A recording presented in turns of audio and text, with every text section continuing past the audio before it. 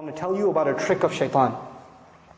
When you go late to work and your boss is angry at you because you're late, and lots of people work at your office, you know what you do? You avoid eye contact and sneak into your cubicle.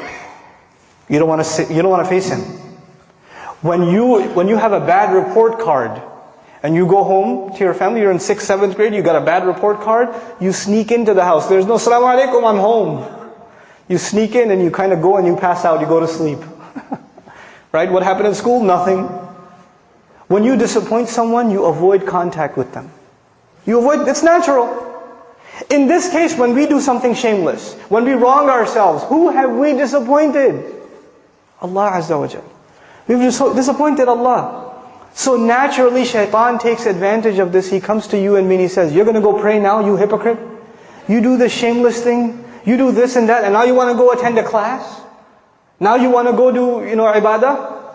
You should be, you're such a two-faced person." So this person says to themselves, "Yeah, I shouldn't go pray because I'm two-faced." Shaitan takes advantage. He distances you from Allah. And we're embarrassed to go before Allah Azza wa Jal. But the true muttaq, he does something wrong. He does something wrong. And immediately what does he do? He remembers Allah. Dhakarullah. There's not even fa, no thumma, nothing. Dhakarullah, immediately.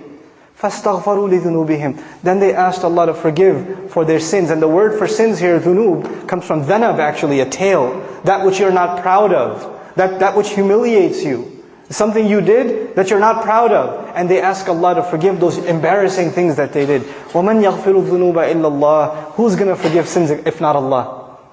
Who are you going to go to? Where else you got to go? Who knows the things that you and I have done wrong except ourselves and Allah? There's a lot of things in our closet that Allah has not exposed.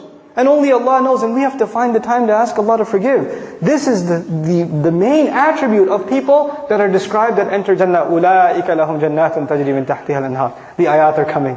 The sandwich between mentions of Jannah. And the last thing I share with you about this final passage, one time I was with my family, and we were at a mall. And this other mom, her child, she was yelling at her child. This mother was yelling at her child. And the kid's crying his head off. And she even gave him a little, But you know where the child went? After he even got hit and yelled at? He's still holding on to the mother. He's not letting go.